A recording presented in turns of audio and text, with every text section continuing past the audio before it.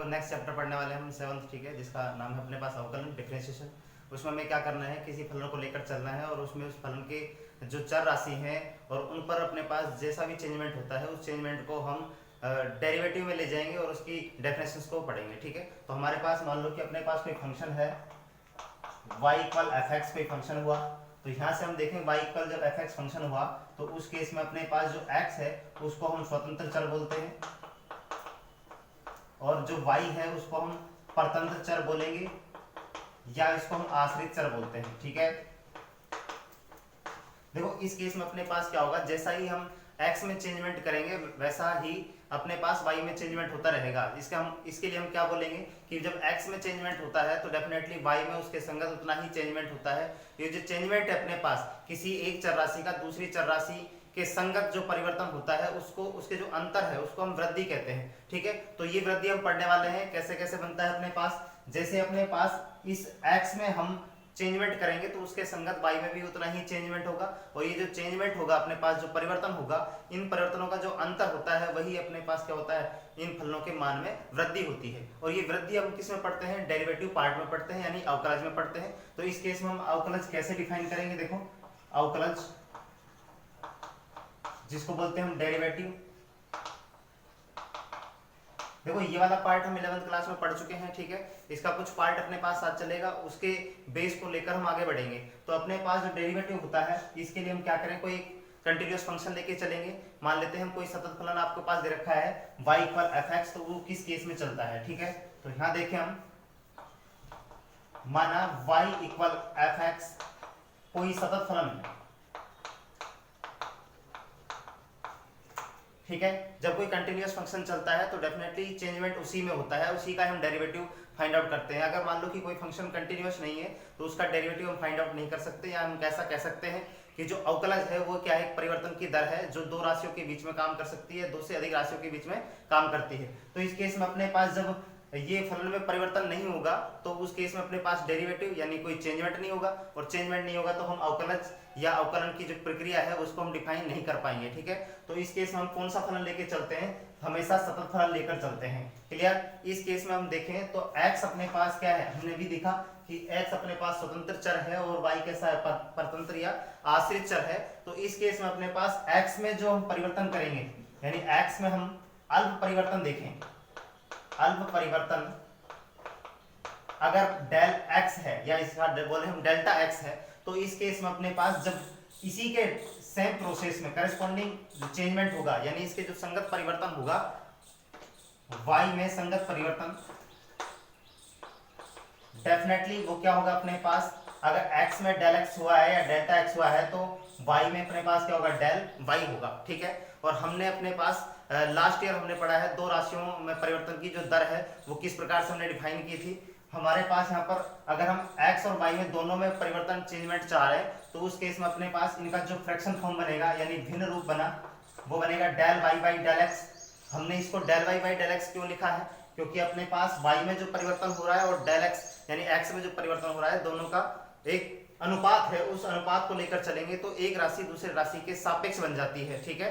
तो अपने पास यहाँ से अपने पास इसको हमने डेल x को नीचे क्यों लिया है, इस केस में लिया है क्योंकि डेल x से अब क्या कर रहे हैं, डेल x के अकॉर्डिंग अपने पास y में चेंजमेंट चाह रहे हैं, इसलिए अपने पास y को ऊपर और डेल को यानी x को नीचे रखा है, ठीक है। तो इस केस में अपने पास जब x में हम परिवर्तन करेंगे तो यहाँ पर हम देखें तो y इक्वल एफ एक्स और x में अपने पास इनफाइनाइट परिवर्तन होगा, ठीक है, क्योंकि हम x में कितना भी परिवर्तन कर सकते हैं, लेकिन वैल्यू को डिफाइन करने के लिए हमें क्या करना है, x को कहीं ना कहीं रोकना है, तब हम इसकी जो वैल्यू होगी उसको अच्छे से डिफाइन कर पाएंगे।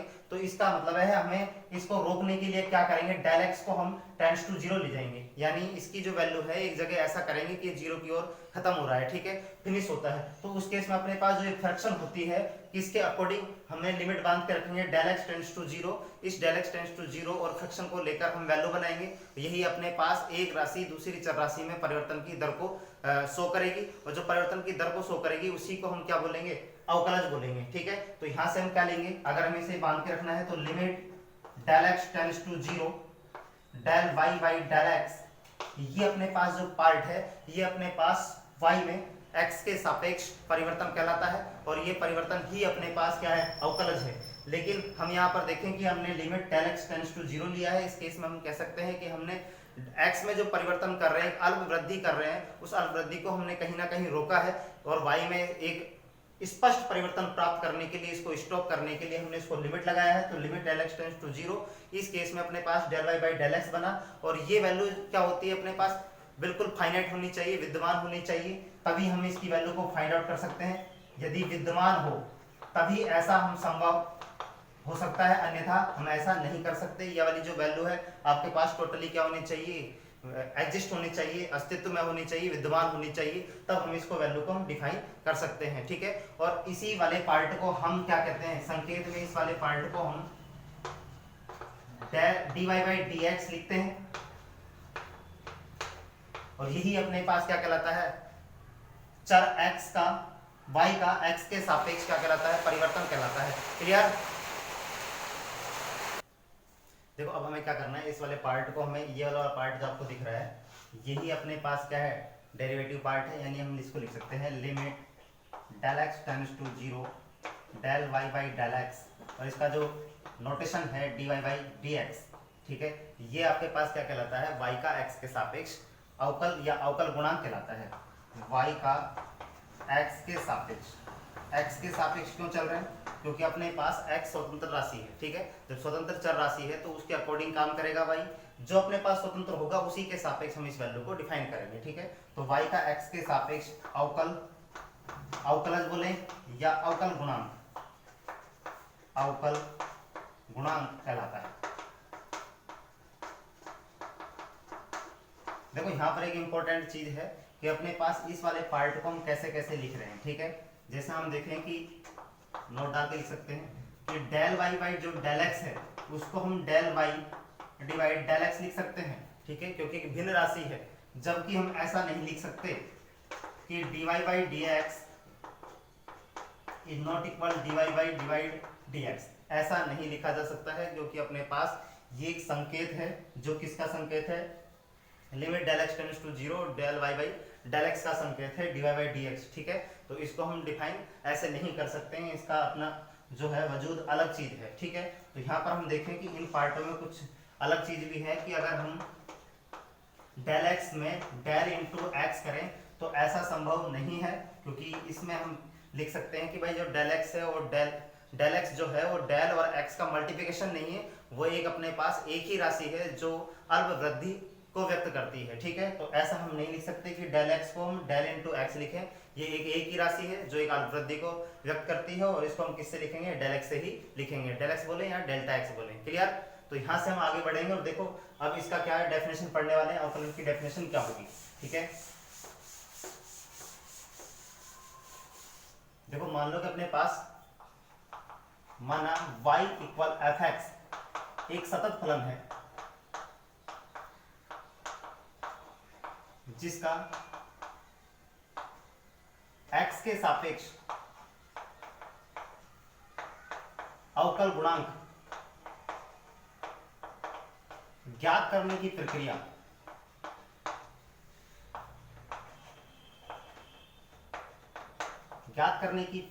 अवकल कहलाती है।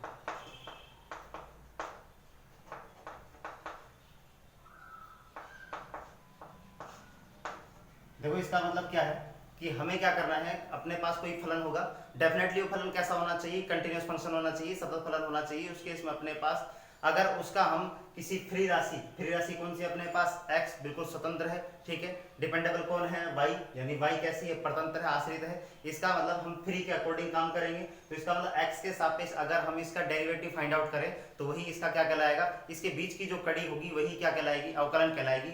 यानी हम देखें अपने पास किसी फंक्शन को dy बाई dx, अगर संकेत फॉर्म में लिखें हम इसको कि अवकलन को हम संकेत में कैसे लिखेंगे, तो उसको संकेत में देखो हम कैसे लिख पाएंगे। मान लो कि अपने पास y पर एफ एक्स फंक्शन है, तो संकेत रूप में इसको कैसे कैसे लिखा जाता है। देखो y पर एफ एक्स है, इसको हम क्या लिख सकते हैं, D F X by D x लिख सकते हैं, D by D X F x लिख सकते हैं। ठीक है, एफ डैश एक्स लिख सकते हैं, डी एफ एक्स लिख सकते हैं। देखो ऐसा हमने पढ़ रखा है, derivative of F x. Clear?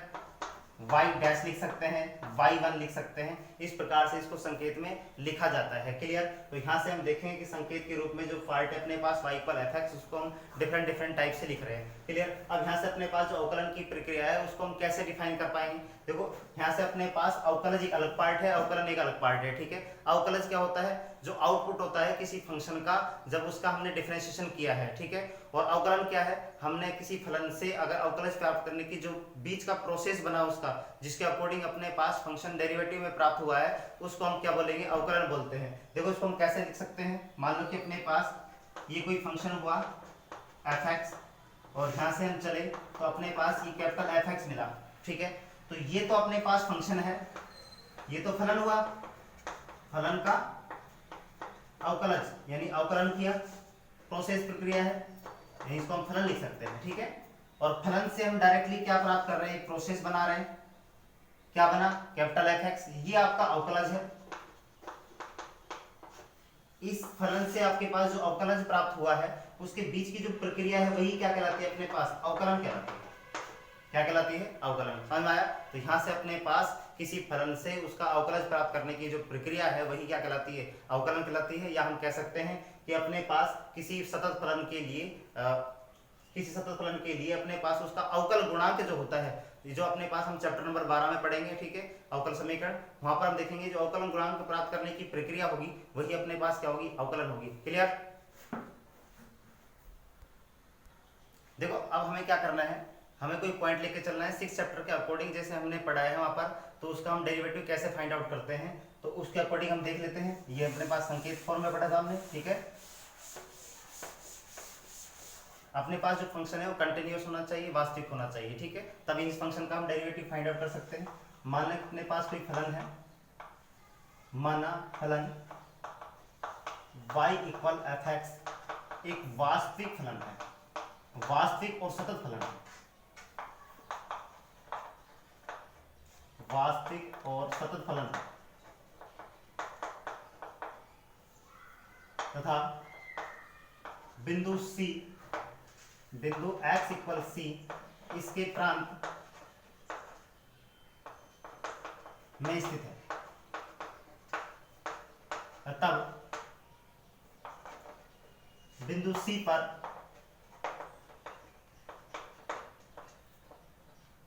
f का अवकलज निम्न प्रकार परिभाषित है।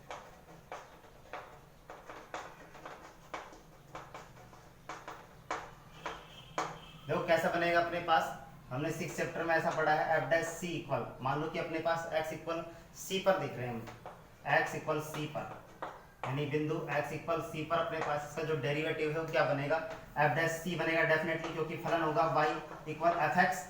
ठीक है? तब इसका जब डेरिवेटिव करेंगे तो ये क्या बनेगा अपने पास? dy by dx equal definitely fx बनेगा। और इस वाले पार्ट पर हम देखें एट द पॉइंट, तो एट x इक्वल c, तो डेफिनेटली f डैश c बनकर आएगा कि नहीं? ठीक है?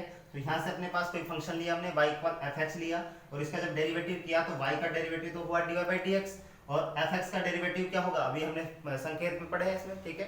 नोटेशन जो थे हमने देखे थे, तो इसका क्या बना? f डैश x बना। अब एट द पॉइंट शो करें, x को हम क्या देते हैं? वैल्यू देते हैं, तो डेफिनेटली क्या बनेगा? dy by dx at the point x equal c, तो उस पर अपने पास क्या बनेगा? f डैश c, यानी x की वैल्यू पर, यानी x की जो वैल्यू है c, उस पर इसका डेरिवेटिव f डैश c बना। ठीक है? इस केस में अपने पास जो इसका डेरिवेटिव होता है वो क्या बनकर आया?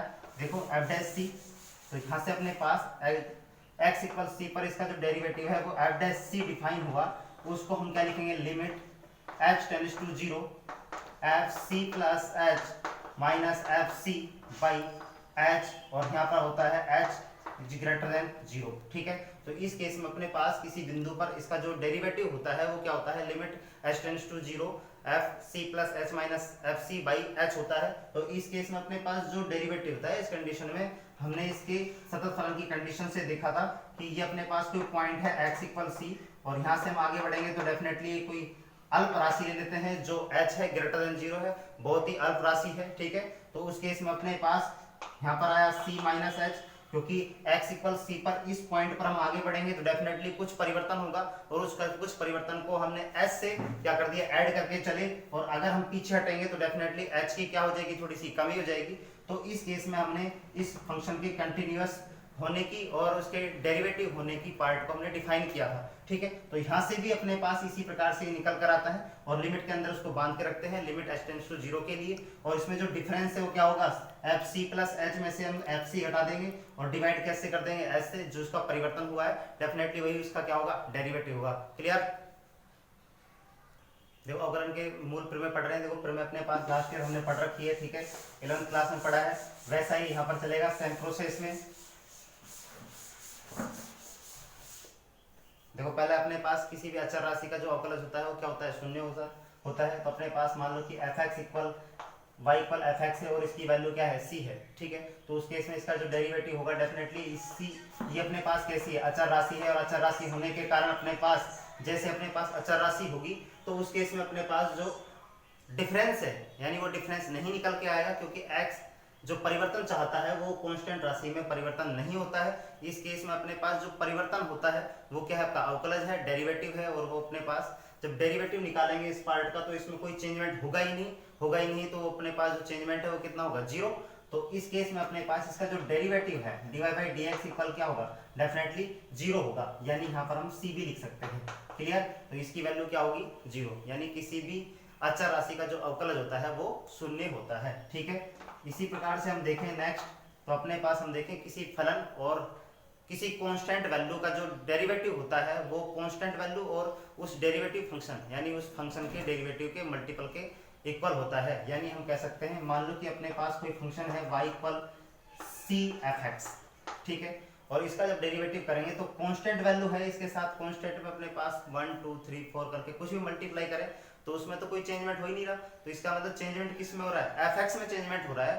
तो सिर्फ चेंजमेंट किस में होगा, एफ एक्स में। इसलिए अपने पास किसी फंक्शन के कांस्टेंट और फलन के अवकल, फलन के गुणनफल का जो अवकलज होता है वो उस फलन के कांस्टेंट और अवकलज के गुणनफल के बराबर होता है। तो इसको हम कैसे लिख सकते हैं, dy by D X equal C हमने बाहर निकाला और dy बाई डी एक्स ये क्या हुआ, एफ एक्स, यानी C F dash x.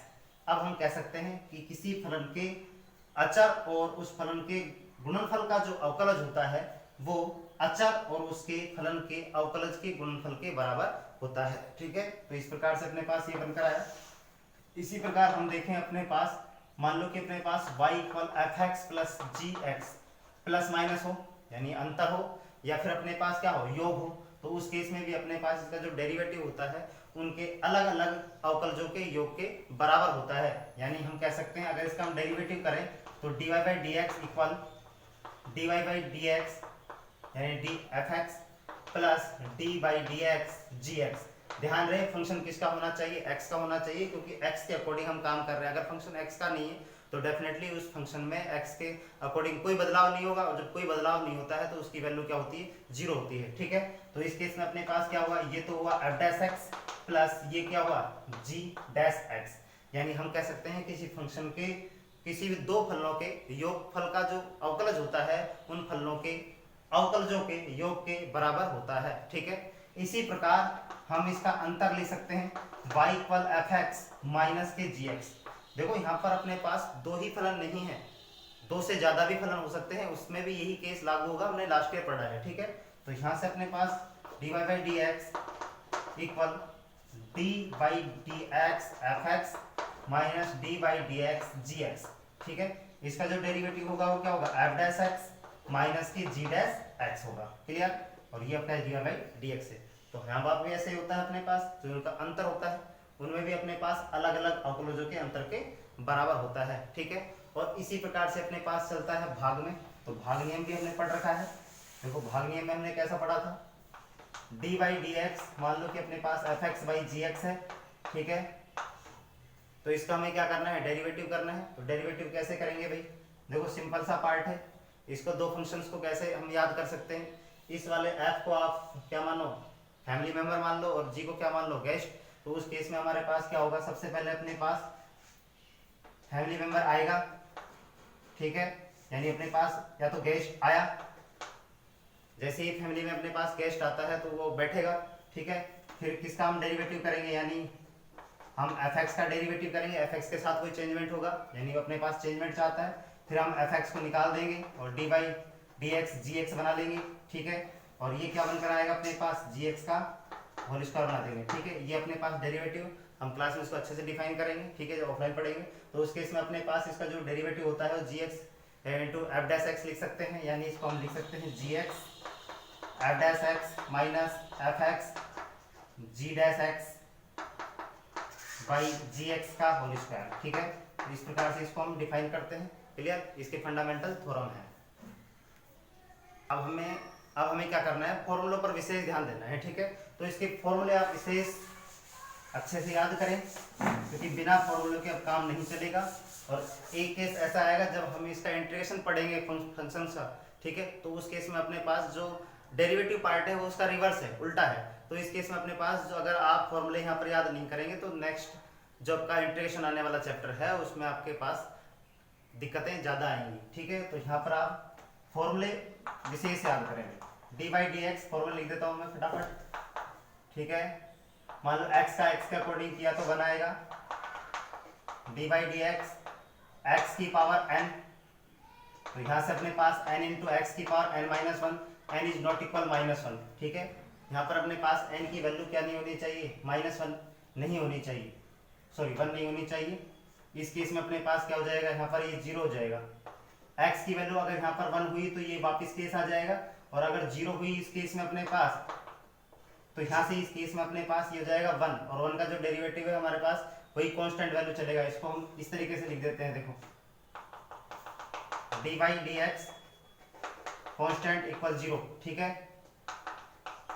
D by D x ई की पावर एक्स, ई की पावर एक्स का इंटीग्रेशन भी वही होता है और डेरिवेटिव भी वही होता है, ठीक है। ई की पावर एक्स ही होगा। D by D x log x one upon x. ध्यान रखें यहाँ पर अपने पास x is greater than zero और नॉट इक्वल जीरो होना चाहिए, और ये बेस क्या होना चाहिए, e होना चाहिए, ठीक है। D by D x one upon x का होता है minus one upon x square, ठीक है। इसको हम ऐसे ही सेम प्रोसेस x की पावर n से चेंज करके लाएंगे और इसी प्रकार से बनकर आएगा, ठीक है। डी बाई डी एक्स ए की पावर x, ए की पावर x log a, ठीक है। इसका डेरिवेटिव होगा D by D X sine X cos X होता है, D by D X cos X का होता है माइनस के साइन एक्स,